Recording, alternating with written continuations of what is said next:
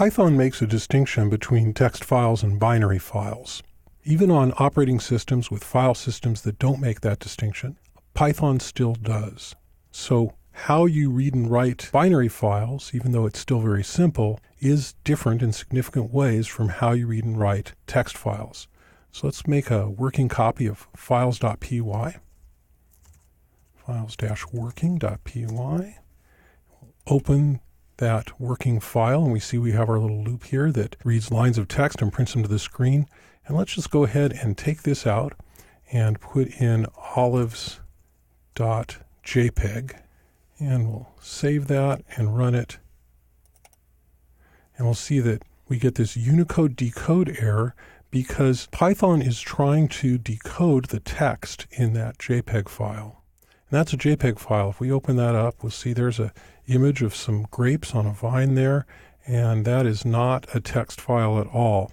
So what we need to do is we need to open this in binary mode. And so we're going to open it in read binary, like that.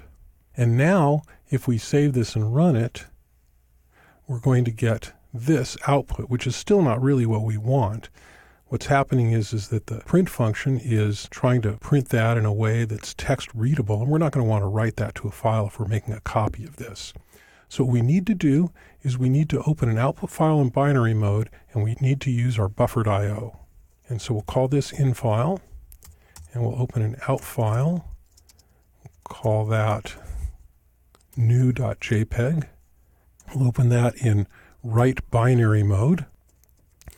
And we're going to do a buffered I/O here. So we'll start by giving ourselves a buffer size. Let's see, how big is this file? Properties. It's 142K. So we'll just go ahead and make our buffer size 50,000, and that'll work fine.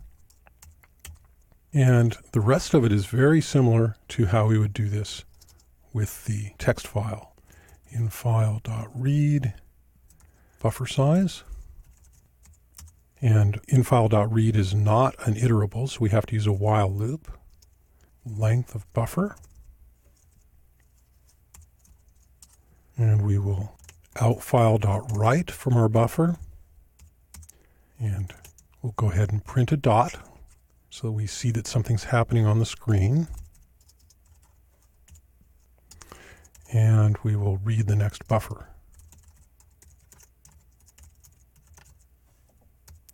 When we're all done, we'll print a blank line and we'll print the word done. We can see that we're done.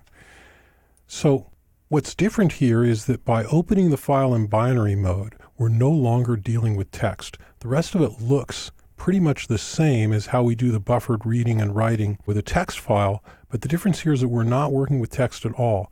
This buffer is now a binary object. It's not a text object at all. So we'll go ahead and we'll save this and we'll run it, and we got a few little dots there. And if we refresh our file system, which Eclipse does not do for us, we have this new.jpg. If I open that up, there is our JPEG intact. So we know that that copy worked. We'll look at the size of it. It's the right number of bytes, 142,309. Is that the same as our olives? It is exactly the same. So we have an exact duplicate of that file. So reading and writing binary files, the methodology is very similar, except you have to use the buffered I/O. You're not going to want to use line-oriented I/O for a binary file. And most of the time for text files, you are going to use line-oriented I/O, although you can use buffered I/O for text files as well. As a matter of fact, you can use binary mode for text files if you want to, and deal with them as bytes, and that'll certainly work.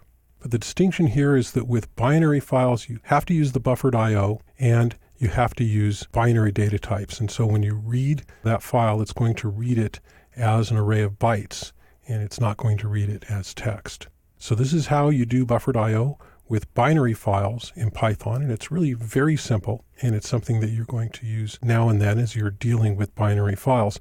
One final note, you'll notice that the buffered read method is not an iterable. If I was going to be doing this a lot, I would go ahead and I would write a method for an object that is iterable that would make this easier for me to do. It's certainly a matter of style. It's something that you might think about doing if you're going to be doing this a lot. And there's an example of how to make a generator function that generates an iterable in both the functions chapter and in the classes chapter in this course. So that's how you do buffered I/O on binary files in Python.